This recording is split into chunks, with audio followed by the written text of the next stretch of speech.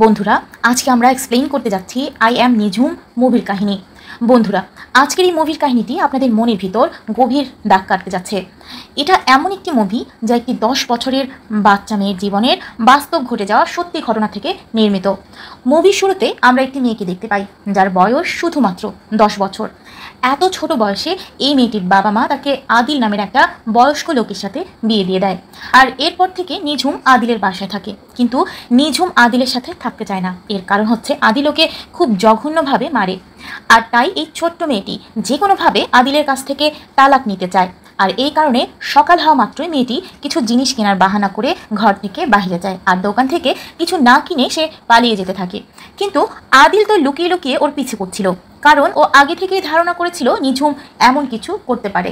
আর তাই আদিল নিঝুমকে পালিয়ে যেতে দেখে ফেলে আর ওকে ধরার জন্য ওর পিছু করতে থাকে। কিন্তু নিঝুম কোনো মতে তার স্বামীর হাত থেকে বাঁচার জন্য একটি ট্যাক্সিতে বসে পড়ে আর ড্রাইভারকে বলে তাকে কোর্টে নিয়ে যেতে। নিঝুম তার স্বামীর হাত থেকে বাঁচার জন্য ট্যাক্সির ভিতর চুপ করে লুকিয়ে থাকে, যাতে করে তার স্বামী তাকে দেখতে না পায়। এরপর ড্রাইভার তাকে সেফটির সাথে কোর্টে নিয়ে যায়। নিঝুম যখন কোর্টের ভিতর প্রবেশ করে তখন নিঝুমের সাথে একটি মহিলার ধাক্কা লাগে, আর তখন সেই মহিলা তাকে জিজ্ঞেস করে, মামুনি, তোমার বাবা মা কোথায়? কিন্তু নিঝুম তাকে কিছু বলে না, চুপ করে দাঁড়িয়ে থাকে। এরপর মহিলাটি নিঝুমকে নিয়েই কোর্টের ভিতর প্রবেশ করে আর তার সাথেই নিঝুমকে বসায়। আসলে ওই মহিলাও তার স্বামীকে তালাক দেওয়ার জন্য কোর্টে এসেছে, কারণ তার স্বামী তাকে খুব বাজেভাবে আঘাত করে, আর এই কারণে তার যত দ্রুত সম্ভব ডিভোর্স লাগবে। এই কথা সে জজকে বলে, এর পাশাপাশি কিছু এভিডেন্সও দেখায় সে। কিন্তু তখনই সেদিনের মতো কোর্টের সময় শেষ হয়ে যায়, আর সে কারণে জজ বলে এটার কালকে শুনানি হবে। আর সবাই আস্তে আস্তে কোর্ট থেকে বেরিয়ে যেতে থাকে। আর যখন জজও চলে যাচ্ছিল তখন সে দেখে একটি মেয়ে এখনও বসে আছে, আর তাই জজ নিঝুমকে জিজ্ঞেস করে, তুমি এখানে কি করছো? নিঝুম জজকে বলে, আমার ডিভোর্স চাই। এত ছোট একটা বাচ্চা মেয়ের মুখে এমন কথা শুনে জজ তো অবাক হয়ে যায়। আর জজ তখন নিঝুমকে জিজ্ঞেস করে, এত ছোট একটি বাচ্চা ডিভোর্সের কথা কেন বলছো? আর তখন নিঝুম তার সব কথা খুলে বলে জজকে। এত বছর তার সাথে কি কি ঘটেছে, কি কি কষ্ট সে সহ্য করেছে। আর এই সময় মুভি চলে যায় কিছু সময় আগের ঘটনায়, যেখানে ফ্ল্যাশব্যাকে নিঝুমের অতীত সম্পর্কে দেখানো হয়। একদিন রাতে অনেক জোরে বৃষ্টি হচ্ছিল, আর সেই রাতেই জন্ম হয় নিঝুমের। নিঝুমের জন্মের পর সবাই অনেক খুশি হয়, আর নিঝুমের বড় বোন তাকে কোলে নেয় আর তার নাম রাখে নিঝুম। আমরা দেখছি নিঝুমের বাবা একটা জায়গাতে কাজ করছে, আর সেখানে নিঝুমও চলে যায়। কিন্তু যেহেতু তারা পাহাড়ে কাজ করছিল আর নিঝুম অনেক ছোট ছিল, তাই নিঝুমের বড় ভাই নিঝুমকে বাড়িতে নিয়ে যেতে বলে, যাতে নিঝুম কোনো ব্যথা না পায়। এরপর আমরা দেখতে পাই নিঝুমের বাবা তার শ্বশুর বাড়ি যায়, কারণ কিছু বছর আগে সে তার প্রথম স্ত্রীকে ছেড়ে দিয়েছিল, আর এখন সে আবার তাকেই বাড়িতে ফিরিয়ে আনতে যায়। কিন্তু তার শ্বশুর তার মেয়েকে নিঝুমের বাবার সাথে পাঠাবে না। এর কারণ হচ্ছে সে আরও কয়েকটা বিয়ে করেছে, তার সাথে সাথে তার শ্বশুর যে গরুটা দিয়েছিল সেটাও সে বিক্রি করে দিয়েছে। আর এই কারণে তার মেয়ে খুব ঝামেলা করে, আর তাই সে তার প্রথম স্ত্রীকে ছেড়ে দেয়। আর এরপর থেকে সে তার বাবার বাসায় থাকতে শুরু করে। নিঝুমের বাবা তার শ্বশুরকে বিভিন্নভাবে বোঝাতে থাকে আর বলে যে আমি আপনাকে একটা নতুন গরু কিনে দিব, কারণ সব বাচ্চারা তার মায়ের জন্য অনেক মন খারাপ করে। অন্যদিকে আমরা দেখতে পাই নিঝুম কিছু বাচ্চার সাথে খেলছে, আর তখন হঠাৎ করে একজন লোক সেখানে আসে আর নিঝুমের বড় বোনের কাছে এক গ্লাস পানি চায়।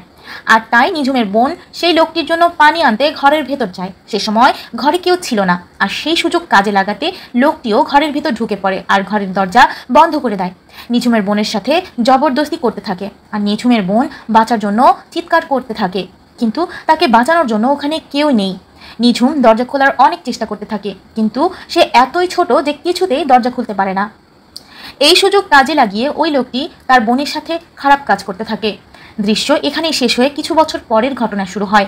কয়েক বছর পর দেখানো হয় নিঝুম আর তার পরিবার এই শহর ছেড়ে অন্য শহরে চলে যাচ্ছে। এরপর তারা নতুন শহরে চলে যায়, আর নিঝুম নতুন শহর ঘুরে দেখার জন্য ঘর থেকে বের হয়। এরপর নিঝুমের পরিচয় হয় তার বয়সী কিছু বাচ্চাদের সাথে, আর নিঝুমের সাথে তাদের খুব ভালো বন্ধুত্ব হয়ে ওঠে, আর তারা একসাথে খুব মজা করে খেলাধুলা করে। একদিন নিঝুমের বাবা আদিলের সাথে এক হুজুরের কাছে যায়, যে রাস্তার পাশে বসেছিল। সেখানে বসে নিঝুমের বাবা নিঝুমের সাথে আদিলের বিয়ে ঠিক করে, কিন্তু নিঝুমের থেকে আদিল বয়সে অনেক বড় ছিল। তারপরও তার বাবা আদিলের সাথেই তার বিয়ে ঠিক করে। আর নিঝুমের সাথে আদিলের বিয়ে হয়ে যাবার পর নিঝুমকে তার পরিবার খুব সুন্দর করে রেডি করে আদিলের হাতে তুলে দেয়। নিঝুম এত ছোট ছিল যে সে বুঝতও না বিয়ে কী জিনিস বা বিয়ের শব্দের মানে কি। নিঝুম এসবের কিছুই বুঝতে পারে না যে আসলে তার সাথে কি হচ্ছে। আর তাই নিঝুম চুপচাপ আদিলের সাথে আদিলের বাসায় চলে যায়, যেখানে আদিলের মা তাদের জন্য দাঁড়িয়ে অপেক্ষা করছিল। আর তারা যাওয়া মাত্রই নিঝুমকে আদিলের মা ঘরে নিয়ে যায়, এরপর তাকে কিছু খাবার খেতে দেয়।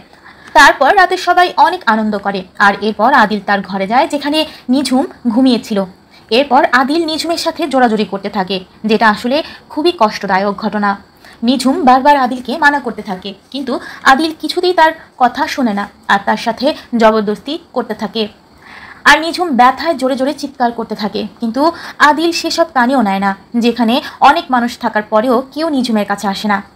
পরের দিন সকালে নিঝুম যখন ঘুমিয়েছিল, তখন তার শাশুড়ি তাকে ঘুম থেকে ওঠানোর জন্য আসে এবং ঘরে এসে বুঝতে পারে আদিল নিঝুমের সাথে ইন্টিমেট হয়েছে, কারণ রক্তের দাগ বিছানাতে লেগেছিল।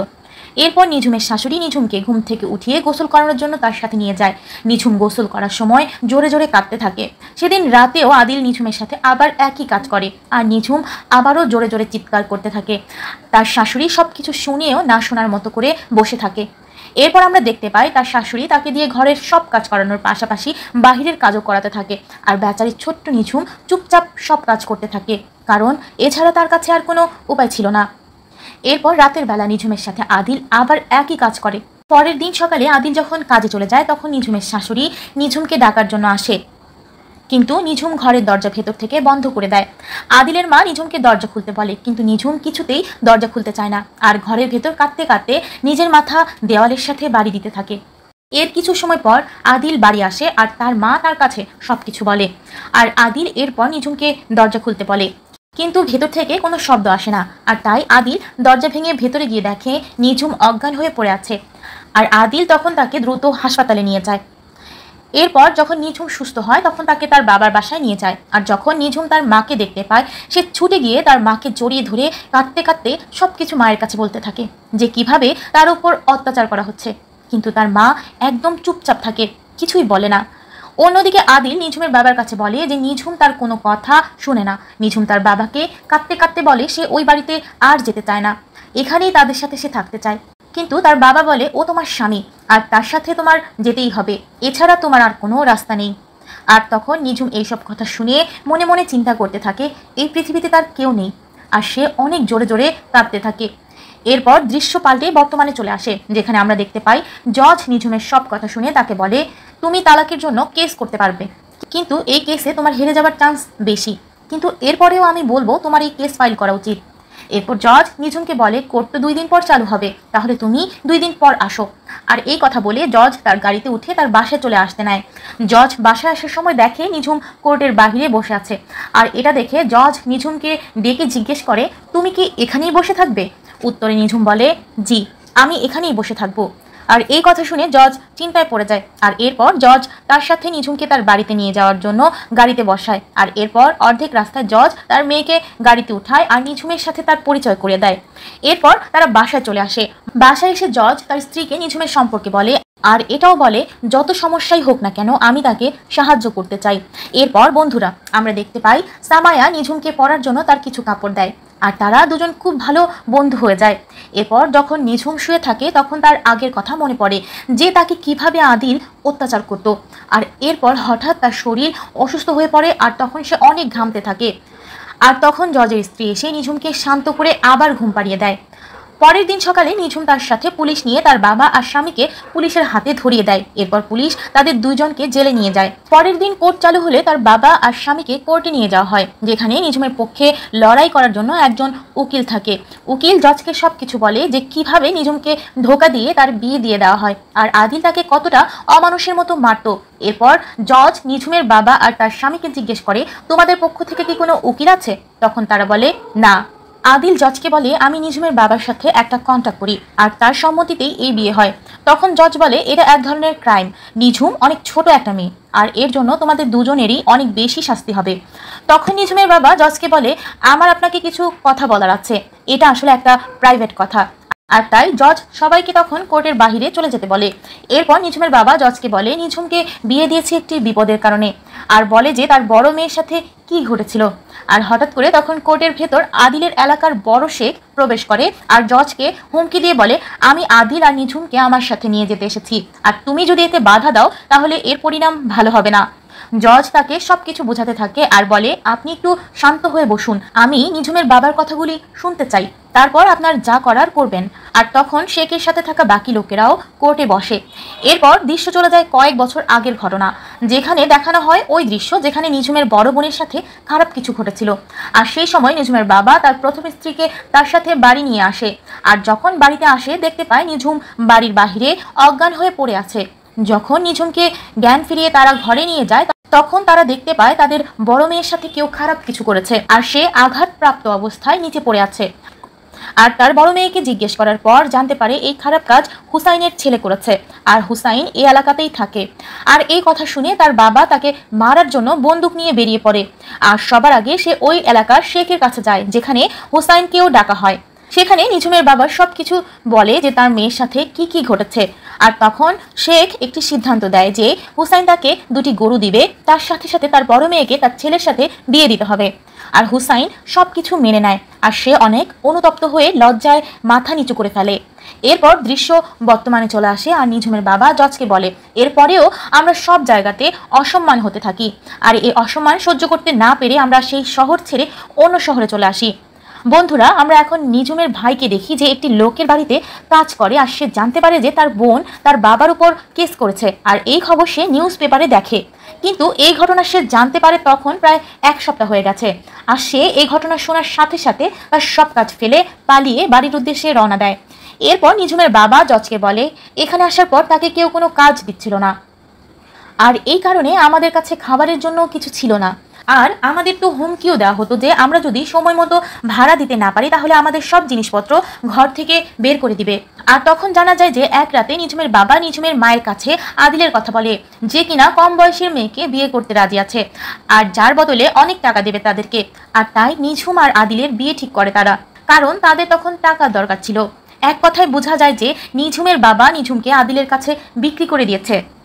বন্ধুরা, এরপর কিছুদিনের ভেতর তাদের বিয়ে হয়ে যায়। এরপর আমরা দেখতে পাই নিঝুমের ভাই কোর্টে চলে আসে। এরপর জজ বলে, দেখো, সমস্যা যাই হোক না কেন তুমি কোনোভাবেই একটা নাবালিকা মেয়েকে বিয়ে করতে পারো না, এটা একটা ক্রাইম। আর তখন শেখ জজকে বলে, তুমি আমাদের কালচার শেখাতে এসো না, আমরা জানি যে আমাদেরকে কি করতে হবে, কোনটা ভুল আর কোনটা সঠিক। এই প্রশ্নের উত্তরে জজ শেখের সাথে থাকা সবাইকে উদ্দেশ্য করে বলে, ইসলামে ছোট বয়সের মেয়েদের বিয়ে দেওয়া এক ধরনের গুনাহ, কোনোভাবেই ইসলাম এই সবকে সঠিক মনে করে না। এর সাথে শেখকে বলে যে আপনি তো আরও ভালোভাবে জানেন, কারণ এখানকার সবাই আপনার কথা মেনে চলে, আর আপনি কখনো ভুল সিদ্ধান্ত দিবেন না। আর তখন শেখ নিঝুমের কাছে যায় আর তাকে বলে, বেটা তুমি ভয় পেও না, আর তুমি বলো তুমি কি চাও, আদিলের সাথে যেতে চাও নাকি তালাক চাও। নিঝুম আদিলের সাথে যাবে না বলে দেয়। আর তখন শেখ আদিলকে বলে নিঝুমকে তালাক দিতে। আদিলকেও শেখের কথা মানতেই হয়। কোর্টে তাদের দুজনের তালাক হয়ে যায়। এরপর নিঝুম অনেক খুশি হয়ে তার বাবা আর ভাইয়ের সাথে তার বাড়ি চলে আসে। কাহিনীর শেষে আমরা দেখতে পাই নিঝুম স্কুলে যাচ্ছে আর সমাবেশে গিয়ে সব বাচ্চাদের সাথে দাঁড়ায়। এরপর নিঝুম অনেক খুশি থাকে তার জীবনে। বন্ধুরা, আজকের এই মুভির কাহিনীটি আপনাদের কাছে কেমন লেগেছে তা কমেন্টস বক্সে কমেন্টস করে জানাতে পারেন। আবার কথা হবে অন্য কোনো মুভির কাহিনীতে। সে পর্যন্ত সবাই ভালো থাকবেন। ধন্যবাদ।